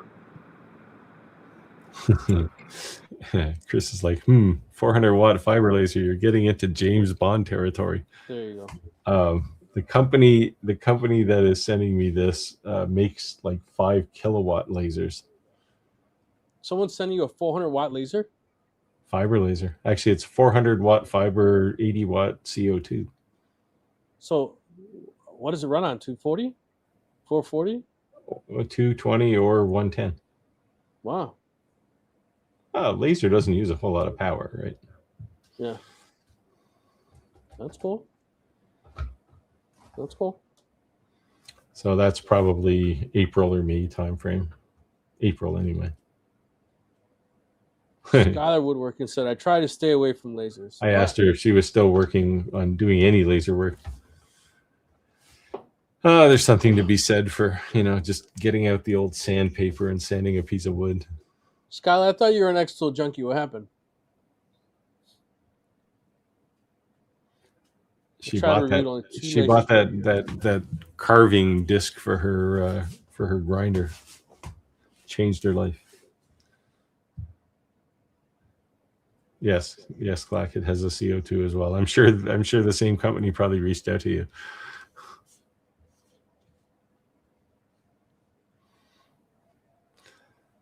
Yeah, well, so the interesting thing is this isn't a Galvo, so it should be interesting. It's flatbed? Yeah. So what would you use it for? Everything you use a CO2 for now. But 600 watts, what would you need that for? Cutting metal. Okay. Like a plasma cutter? Yeah, if you were going to use a plasma cutter, because 10 millimeters carbon steel is, you're over half an inch, right? Skylar said, I want to focus more on my woodworking and YouTube, more project videos. I hear that. Yeah, I'm desperate to get some project videos done. Those are definitely a lot more fun to make. They take less time. They're more satisfying. All the things I'm doing now, I'm still catching up from things that I committed to last year. So I've said no to quite a few things, actually. Tim said, do I get to see the new toys when I pick up Lucy? I hope. I hope you decide to store some of them for me. Because if you come to my place on the weekend and you see my shop, you'll see that there's like boxes everywhere. It's just a mess. Wow. Skylar started reviewing the new Atom Stack laser. I have not heard anything from them. Have you? Yes, I've heard of it. From them? One of the lasers I'm looking at in the next couple months is from them. Yeah. Nice. But not that one. All right. Well, Steve has some tricks up his sleeve. You'll see some things dropping. It's contractual obligation, right? We put you under NDAs and then you can't say anything. So there you go. We got 30 minutes left in the live still. So if you guys have any questions, let us know. That's what we're here for. Appreciate everyone joining. Spectrum says this new metal fab from X-Tool looks sick with CNC option. It's 1200 watts. Yeah.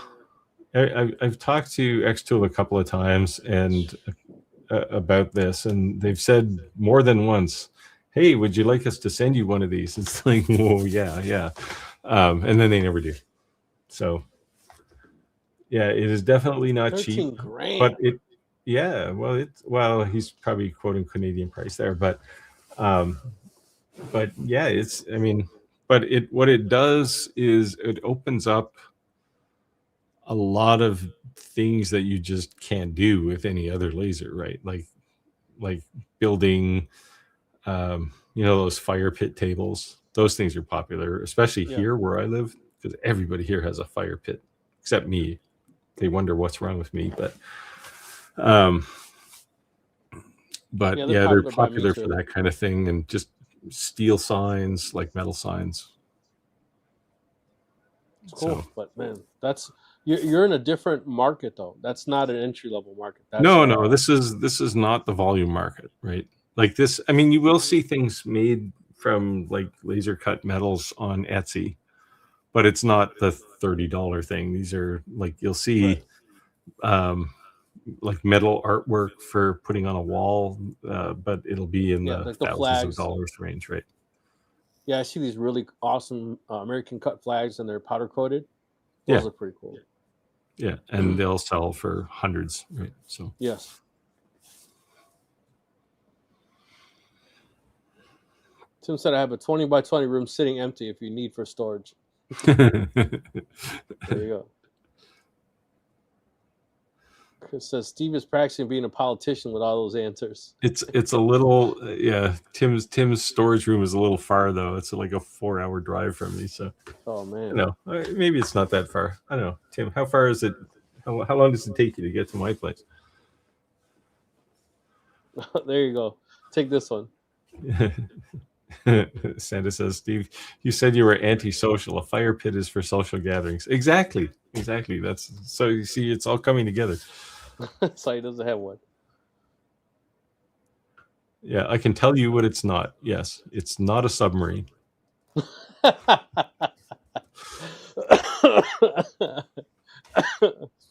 Is it from Russia? No, it's not from Russia. It will take a 6-pack. Oh, Tim's going to bring a 6-pack with him on weekends. 2 hours. That's not too bad. One of these days, Tim, I'm going to make it down to Shelburne, and I'll pop into your store unannounced. And there you go. Start playing with things like your embroidery machine, just to watch you go, don't touch that. You're going to break some.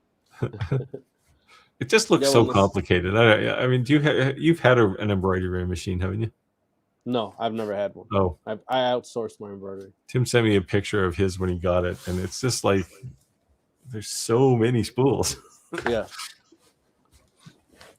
I never had a large volume of embroidery, so whenever somebody wanted it, I would just outsource it and basically make nothing, just to keep the customer happy. Yeah. So Steve's going to drop in a lot of content. I have some previously obligations, obviously, with the CNC stuff, so you'll see some of that coming. And I'm going to be making a lot more maker type videos, especially with the CNC.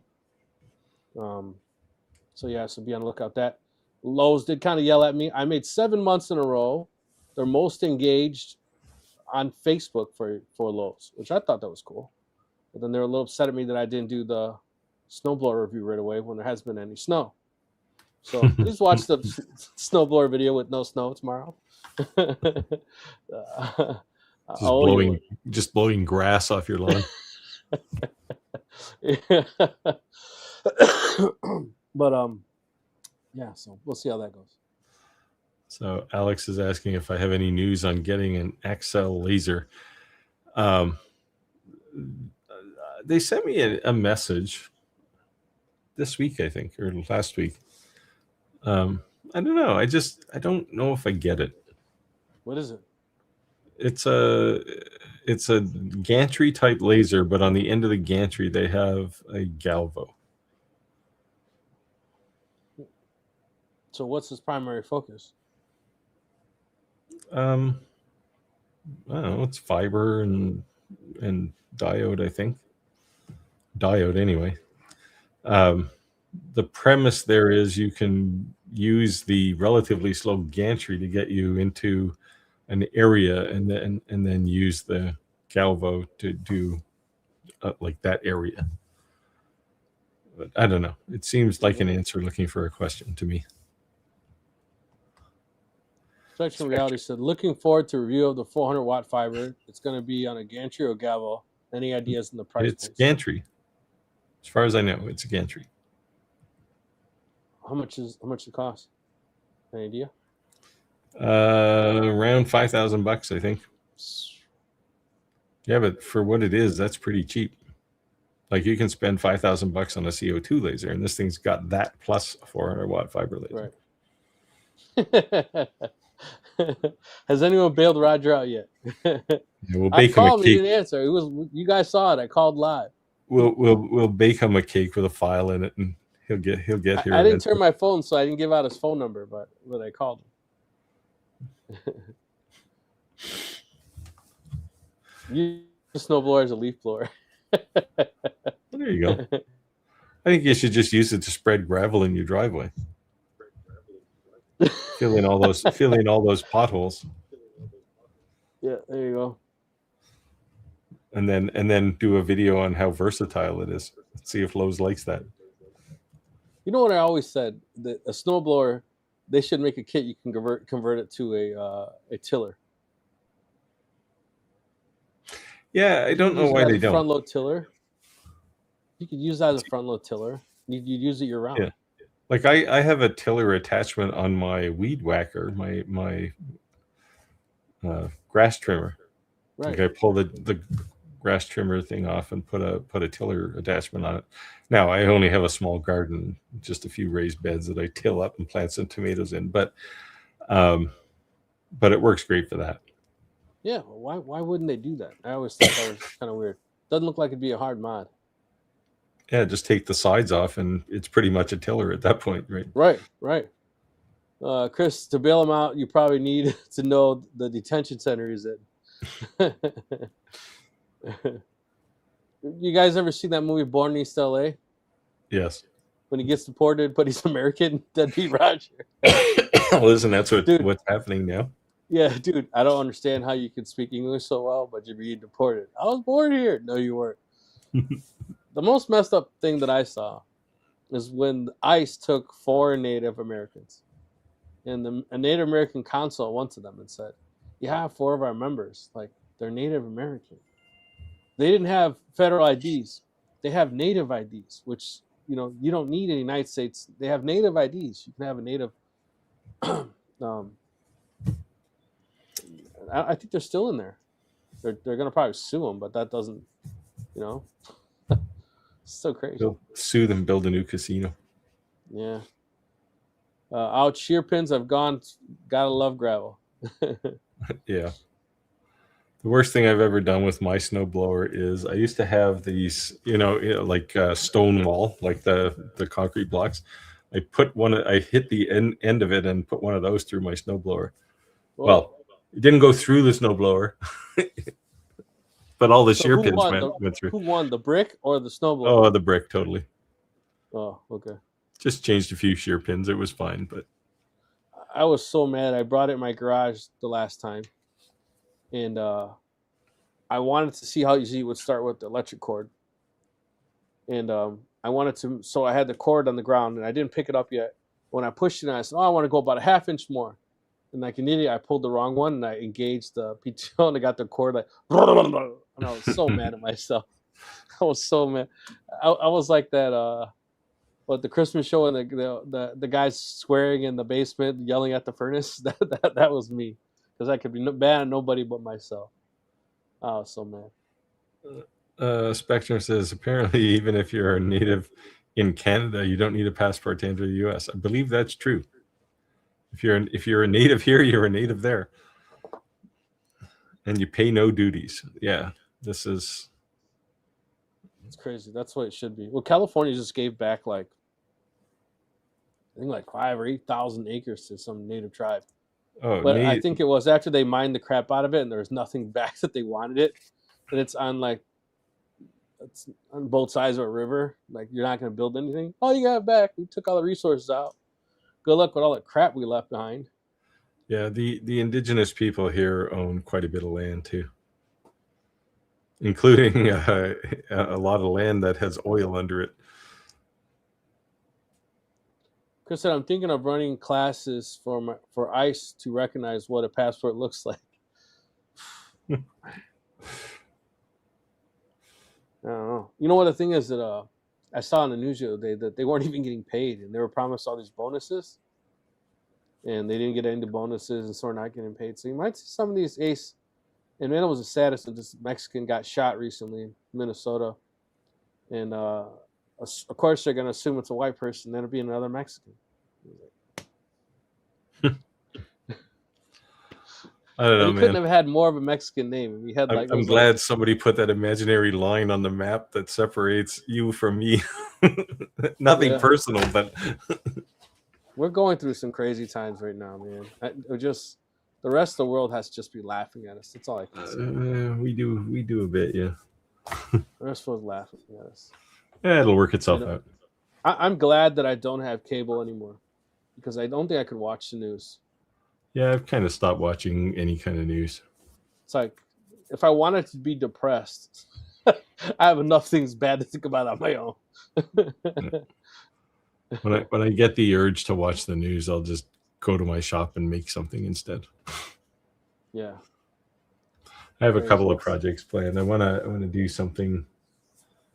They're actually projects for me, but I don't get to work on me projects very often. But a couple of them I'm going to create videos around, because they demonstrate some not equipment. Like, it's not like, oh, here's how you do this with a laser necessarily, but just the workflow. Yeah. I get what you're saying too. Like, when I first got the 3D printer, I didn't get to do anything for me. Like, the stupid shelf for the EMS Pro, I wanted to print it, but I was just so busy printing for others, I couldn't even do it. If I turn my camera, they're just sitting next to each other, staggered, right? We wanted to print that, and even just I went and bought the big giant bottle that you guys recommended I buy. I haven't even had a chance to print the things that hold although the bottle I bought, I think, is 2 pounds. Yeah, so I printed my son the TNT things, all these little things, and then I'm gonna print something for myself. But I've been printing for everyone else since it's gotten it. Well, I don't even know if you got that much desiccant, you've got to print yourself some dry pods. Yeah, so I wanted to print the ones that slide in the front of the AMS. Yeah. And then also the ones that actually slide in the reel. Yeah, you probably don't need them, but I just figured like exactly what you just said, though. If I have about 10 pounds, so yeah, you got to store it somewhere. Once I crack it open. Because you can put it in the microwave and dry it out and use it again, right? With the measuring line, does that mean Peru is U.S. state? Soon. I don't know. California's been wanting to leave the U.S. for a long time. We'll see if that ever happens. California and Texas are like, they're different, right? They like do their own thing. They don't really care what anyone has to say. Something to be said for that. They're very independent. I know lots of people in Texas, and they seem to appreciate the fact that they're different. Yes. Different power grid too, unfortunately, which is absolutely to their detriment. But yeah, my grandfather, if you would have asked him if he's Mexican, he'd get offended. I'm not Mexican. I'm Tejano. I'm Texan. Bro, you're Mexican, bro. they're different level people. Chris Gallagher. There you go. Swap Cali for Greenland. I'm sure the Danes wouldn't mind that. Well, the Greenlanders might still take exception to it, but I just don't know that he understands Greenland is not Iceland. Iceland is Greenland. Does that make sense? Yeah, he's old. He's gonna get there and be like, "Where's the beach? What's this volcano doing here?" I thought I was gonna make golf courses here. Oh yeah, you guys got problems. Work it out. I remember when I was in grade school, we'll have a party about that in geometry class. I'm like, wait a minute. So Iceland is Greenland and Greenland is Iceland? Like, why did they name them that way? Well, yeah, the irony is Iceland is pretty green. And Greenland is just like an ice cap, right? Exactly. That's what I said. They're like, wait a minute, what? I've wondered that too. Yeah, it's kind of funny. So, what's the next holiday coming up? Valentine's Day. Is anyone making anything interesting for Valentine's Day? Let me know. I thought those those boards I made last year that would go across the bathtub would sell pretty good. Yeah. And I sold a few for pretty high price. That's it. But nothing came from it. You need to make like a Valentine's stove cover and then squeeze into Clack's Market. Is Clack still in here? Oh, I told you I kept saying no to those. So many people ask me, I finally said, all right, I'll make it. I didn't say when I was going to start making it, but I would say I finally make it because enough people were asking me about it. I was like, all right, fine, I'll make it. But, really? See, I don't know anyone here who has them. No, I don't know anyone who has them either. But everyone always asks me for them.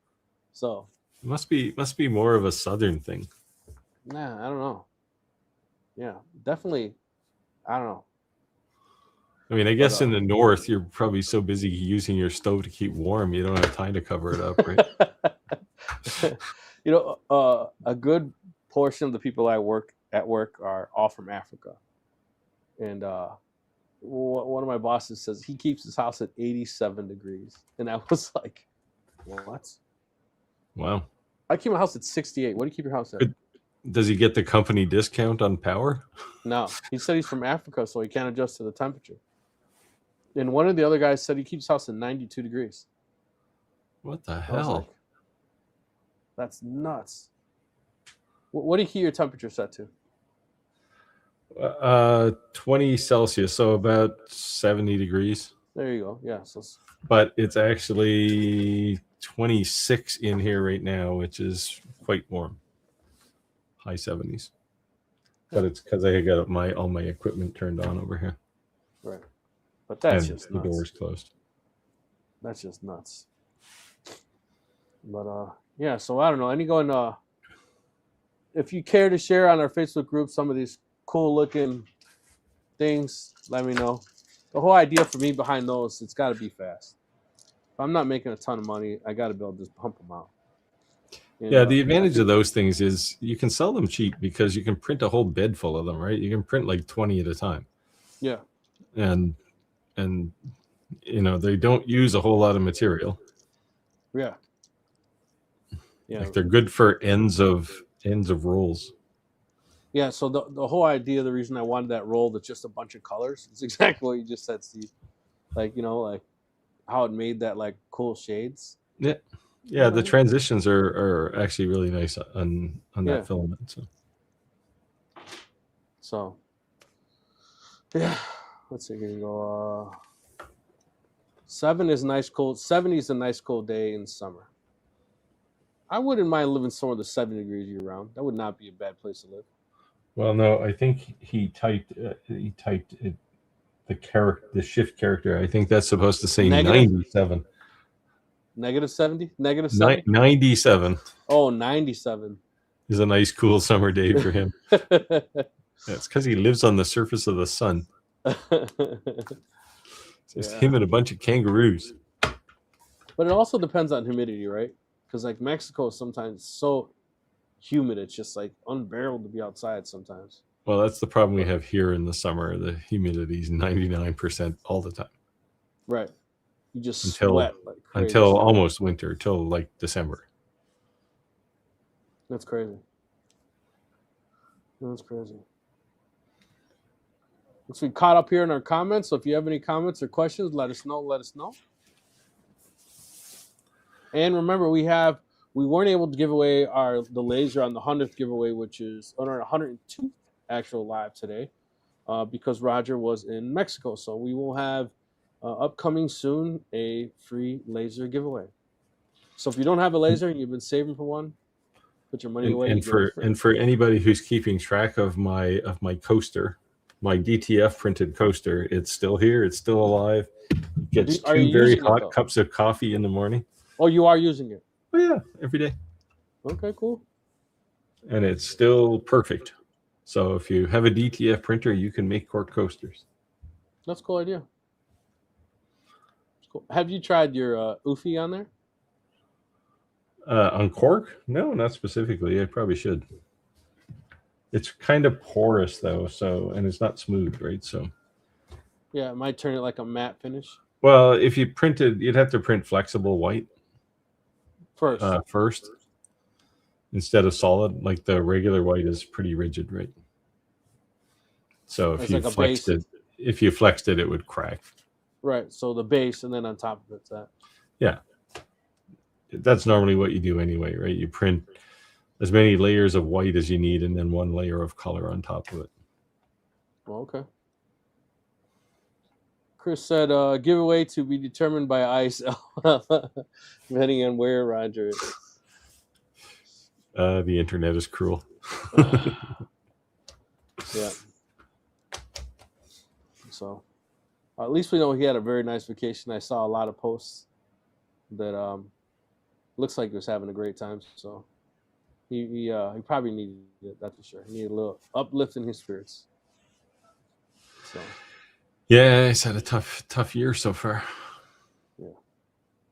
So he was sending Steve pictures of him flexing to make Steve jealous of his OnlyFans, but it just hurt my eyes. He sent me that picture too. I offered to send him a T-shirt. He told me, he said, Steve sent me money. Steve's gonna send me money to buy a shirt. I started laughing. I said, if I'm sending you money, it's to buy me a bottle, not a shirt. It's funny. Let's see here. Skylar, any upcoming projects you want to make the group aware of? Or what about Clack? You always got some of your sleeve too. Clack was looking at lawnmowers there at CES. What do they say? You got to say Clack 3 times? Clack, Clack, Clack. Let's see if it still works. No, he's probably gone to bed now. Yeah. We're right at the end of the live. He may not have hung out to the end. Yeah, I'm struggling to hang out to the end. Man, I keep waking up early. It's like my day starts at like 5 o'clock in the morning, and I'm old now. I like to have a nap in the afternoon. I took a Benadryl before I came in live. My wife's like, "Is that really a good idea?" And I said, "If I don't want to walk away in front of the camera every 5 minutes, blow my nose." There you go. There's Clack. There you go. It worked. Called Clack. Says I got a Lubu hooked up yesterday. What's a Lubu? That's a robot mower. Oh, okay. It's the same one I have, although it's the next generation of it. So someone wants to send me one. It looks like a Formula F1, the front end on it. It's probably that one. Is that what it is? It has like that Motion. I was like, oh. Motion Luba 2. I was laughing it's Luba 3 now. Mine undocked itself yesterday. And I was like, what are you doing? You know, because I don't want the battery to get ruined from getting so cold and then whatever. And I couldn't lift it off the ground because it froze. Why don't you put it in a garage or a shed or something? It was right next to my pump house. So I'm gonna probably pull it in. Yeah. I put mine inside over the winter. Yeah. Charge it to 80% and park it. So it's a mower. It's a robot mower. What was funny was the same thing, and I get it. New time, new year, new marketing budget. They're reaching out. Same thing happened last year when everyone was asking me to do a review on a lawnmower in December. I'm like, I'm in the Chicagoland area, right? Like, you do realize I still have snow on my grass. Like, you're like a couple months out so I can even use a lawnmower. Like, you send this to me, I won't be able to do anything with it until then. So we'll see what happens. Yeah. So the Luba mower has an odometer on it. Actually, I have a shop full of stuff to do. Too many things to work on around the house this week. I'll be cutting grass. Are you serious? You really gonna be cutting your grass? Are you joking? Or are you being dead serious? Because if you're being dead serious, that's crazy. Spectrum Reality said, I was watching a video today of a guy with an autonomous snowblower. Yeah, the biggest thing that I seen about those, because I think they're so cool, they have that one that's like a lawnmower, it's like a spreader, a snowblower, is basically what I see is it just doesn't weigh enough. Oh, the one, if it's the one, what is it? It's like big. It's like wide as a car. Yeah. It's huge. It just doesn't weigh enough. So when it actually goes up to a decent amount of snow, it's strong enough, it'll just climb it instead of pushing into it. So it doesn't weigh enough to keep it down, and it's strong, so it'll just climb up and either climb Yeah. up or kind of get stuck. So Yeah, I would worry about it for other reasons than that, but like I live across the street from an elementary school. It's probably not good to have a robot snow blower. Yeah, probably not. Skylar said, making a Valentine's Day scroll saw project. Nice. Skylar. I made this for my wife. Well, Ricky's giving it to her. Got a little sanding to do on it, a little touching up to do, but Skylar could carve one of those up for you. Yeah, it would look better though. She's got skills. It'd probably look better. I was actually going to reach out to her for another cross. You know what the problem is? That like she makes something so unique, you can't say, "Hey, I want this." And it's like you can't. Like the colors are so like everything's so like one off. Like you say, making one off pieces. That you can have something like it, but you'll never have the same exact thing, right? Yeah. Well, there are people who want that, right? Yes. Clack said, parts of my yard are still green. It'll be 70 here this weekend. That's nuts. It's crazy. He's not that much further south than you are, right? Of you, right? No, like doesn't he live in Tennessee? Where do you live? Don't you live in Tennessee, Dave? Arkansas? No, Alabama. Alabama. I live in Illinois. Yeah, but they both fit on the same map. How much farther south is it? Like 1,000 miles? Can't be 1,000 miles. Let me Google it. There, he's three hours from the Gulf, so he's still 300 miles north of the Gulf almost. Well, I guess it's more calculating. Than that. He is 12 hours and 15 minutes. He's 4 states south of me. Yeah, but you got 50 of them. 4 doesn't sound like so much. Yeah, well, he's almost at the bottom, like right at the bottom. Right near Florida. So at 12 hours, I guess he's probably 800 miles. Yeah, because remember, I'm at the very top of Illinois. Like I'm almost Wisconsin/Michigan, and he's 4 states south of me. You're not close enough to sneak across the border and buy good beer, though. Nah, I can't drink that beer. That should have knocked you on my ass. I'll just stick to the Modelo's.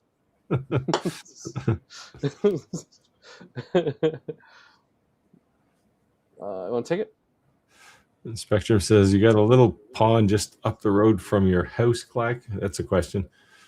Looks like you're from the drone videos on your intros. Maybe it was maybe you shot that right after a hurricane and it's just runoff. I think Alabama's pretty damp usually, right? I'm not sure. I don't know anyone from there. Clack. Other than Clack. Used to work with a guy who lived in Alabama. Sanders Lays and Graven said, we used to do a yearly 2x4 contest in an old woodworking club.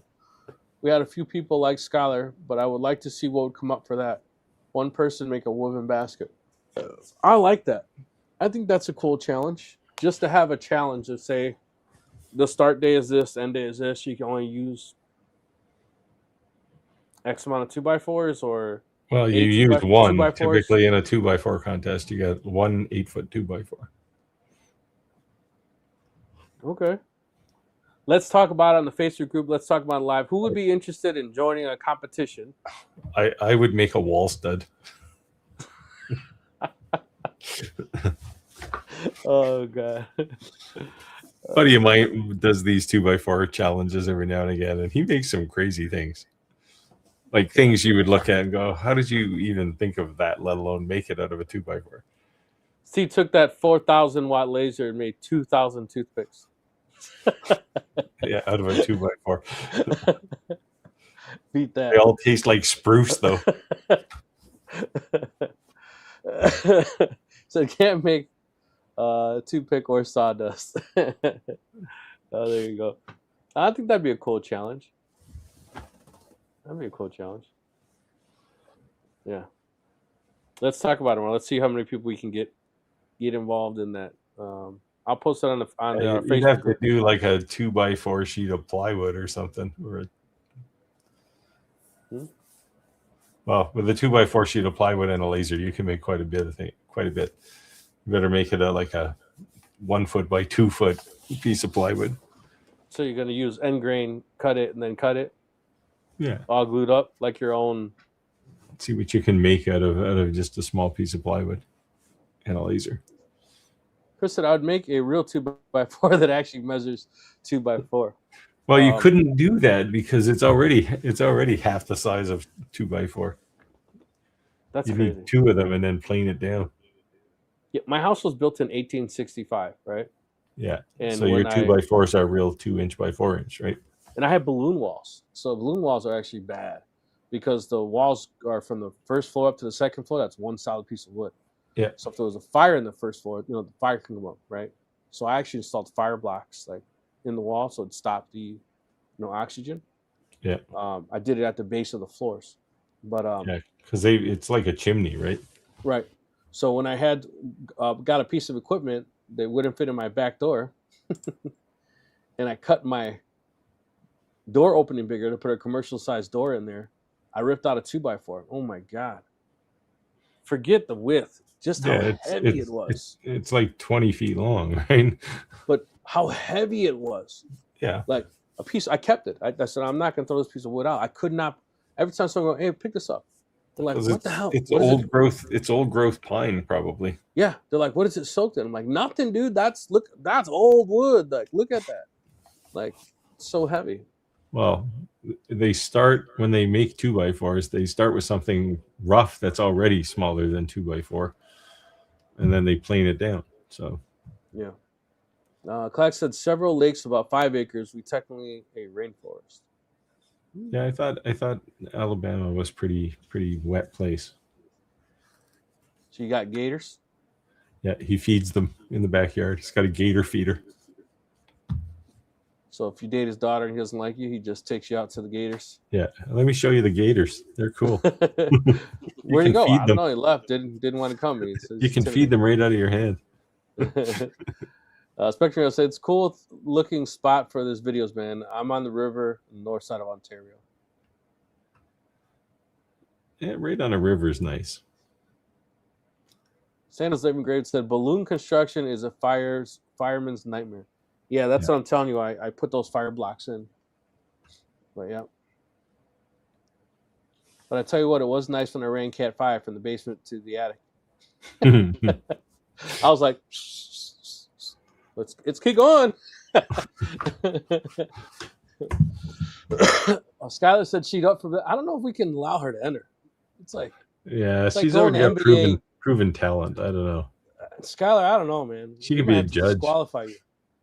It's like, what is it when they took that the NBA and they had that like it was like Olympics thing. They do all these crazy tricks, like the skills competition. Yeah. It was like the world something. They all wear red, white, and blue no matter what team they're on.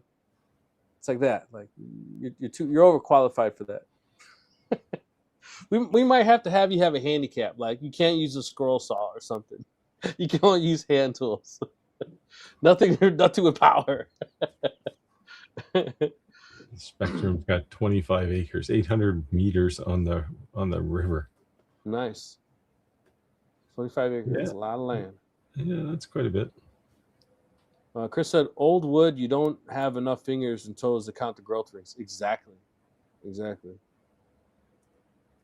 Clark said he's got gators, wild hogs, and coyotes. Yeah.